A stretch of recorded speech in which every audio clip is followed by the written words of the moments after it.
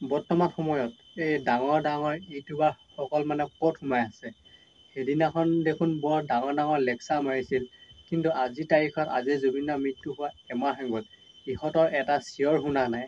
সেইদিনাখন বহুত ডাঙৰ লেকচাৰ মাৰিছিল, বহুত ডাঙৰকৈ চিঞৰিছিল, আমুকটো তামুকটো বুলি। আজিৰ তাৰিখত কি হ'ল? বিশেষকৈ মই এজন ইউটিউবাৰ কথা ক'ব যাম, ডিম্পু বৰুৱা। অকল ফেচবুকত বা ইউটিউবত জাষ্টিছ জুবিন গাৰ্গ বুলি ক'লেই নহ'ব। আপুনি অসমৰ এজন ডাঙৰ ইউটিউবাৰ, মন্ত্ৰী বিধায়কৰ পৰা চিএমলৈকে আপোনাৰ হাত আছে। আপুনি একেলগতে হিমন্তৰ লগত বহি একেলগতে ভিডিঅ' বনায়, আপোনাৰ ভিডিঅ' হিমন্তই চায়। কিন্তু আপুনি এটা কাৰ্যসূচী লওক যে আমি জুবিন দাৰ ন্যায়ৰ বাবে প্ৰতিবাদ কৰিব লাগে। আপুনি এটা কাৰ্যসূচী লওক, আপোনাৰ এটা চিঞৰে বহুত হাজাৰ লোকৰ মানুহক আগমন কৰিব। সেই প্ৰতিবাদ কাৰ্যসূচীটোত বহুত হাজাৰ মানুহ আগমন হ'ব, যদিহে আপুনি এটা জুবিন গাৰ্গৰ ন্যায় প্ৰতিবাদ বিচাৰে।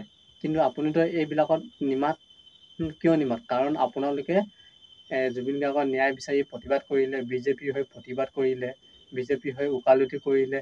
আপোনালোকে বিজেপিৰ পৰা কোনো ধৰণৰ প্ৰমোচন পইচা পাতি নাপাব, হয় নাই? আপোনালোকেতো বিজেপিৰ এই পকৰ চেলেকি থাকোঁতে যায়। এইবিলাক কৰি থাকোঁতে আপোনালোকৰ দিন যাব। জুবিন গাৰ্গৰ ন্যায় ক্ষেত্ৰত কোনো এজন ইউটিউবাৰে মাত মতা নাই, প্ৰতিবাদ কৰা দেখা নাই। অসমত ইমান ডাঙৰ ইউটিউবাৰবিলাক আছে, সকলোতে একগোটেই হৈ থাকে প্ৰমোচনৰ ক্ষেত্ৰত। কিন্তু এই জুবিন গাৰ্গৰ ন্যায় ক্ষেত্ৰত কিয় আপোনালোকে নিমাত? আপোনালোকে সকলোৱে মিলি ডাঙৰ ইউটিউবাৰবিলাকে সকলোৱে মিলি আলোচনা কৰক যে এদিন জুবিন দাৰ ন্যায়ৰ বাবে প্ৰতিবাদ কৰিম বুলি। কিন্তু এই ক্ষেত্ৰত আপোনালোকৰ কোনো কাণসাৰ নাই।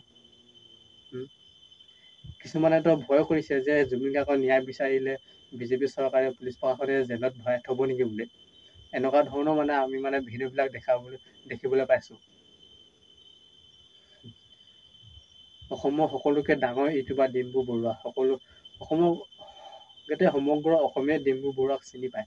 কিন্তু কিয় এনেকুৱা ধৰণৰ পদক্ষেপ লোৱা নাই, কাৰ্যসূচী কিয় লোৱা নাই, মই ভাবি পোৱা নাই। অকল এনেই ফেচবুকত বা ইউটিউবত এনেই চেলবিলাক থাকিলে নহ'ব, জাষ্টিছ লাগে বুলি। গম পাইছে নাই? ৰাজপথলৈ ওলাই আহিব লাগিব, আন্দোলন কৰিব লাগিব, প্ৰতিবাদ কৰিব লাগিব, তেতিয়াহে জুবিন দাই ন্যায় পাব।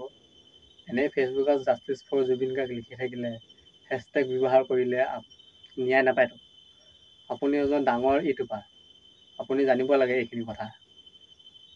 আপুনি এনেকুৱা এটা কাৰ্যসূচী লওক, চাব বহুত হাজাৰ মানুহ হ'ব আপোনালোকৰ সেই কাৰ্যসূচীটোত, সেই প্ৰতিবাদটোত। কিন্তু আপোনাৰ সেইখন সাহস নাই, কাৰণ আপোনালোকে বিজেপিৰ ভৰি চেলেকি থাকোঁতে যায়। এইবিলাক কৰিলে আপোনালোকে বিজেপিৰ পৰা প্ৰমোচন নাপাব, পইচা নাপাব। সেইটো কাৰণে আপোনালোকে ভয় কৰে বিজেপিৰ এগেইনষ্টত কথা ক'বলৈ।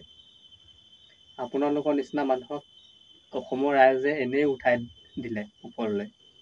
বিজেপি মানুহে উঠোৱা নাই, বিজেপিয়ে উঠোৱা নাই, অসমৰ জনসাধাৰণে আপোনালোকক উঠাইছে। সেইটো কথা কিন্তু মনত ৰখাটো ভাল। এতিয়া মই আপোনালোকক এনেকৈ সমালোচনা কৰিছোঁ, হয়তো মোৰ ওপৰত একশ্যনো ল'ব পাৰে সেই মহান ডাঙৰ ইউটিউবাৰসকল। আছাম জেট আজি ক'লৈ গ'ল? সিদিনাখন বৰ ডাঙৰ লেকচাৰ মাৰিছিল। ডিম্পু বৰুৱা ক'লৈ গ'ল? ডাঙৰ লেকচাৰ মাৰিছিল। এইবিলাক চব ফকতীয়ামি ফাল্টু বিজেপিৰ ভৰি চেলেকা, তাৰ বাহিৰে একো নহয়। এইবিলাক কথা ক'লে এতিয়া মোক বেয়া পাব এচামে, ওকালতি কৰিছে বুলি ক'ব, সমালোচনা কৰিছে বুলি ক'ব, তইনো কি কৰি আছ বুলি ক'ব। মোক কোনো চিনিয়ে নাপায়, মই কোনো নাজানো, আকৌ চিনি নাপাওঁ। গম পাইছেনে? নিজৰ মা দেউতাৰ বাহিৰে আৰু মোক বেলেগে চিনি নাপায়, কাৰণ মই ডাঙৰ ইউটিউবাৰ নহয়, মই এনেই ভিডিঅ' বনাইছোঁ। গম পাইছেনে আপোনালোকে?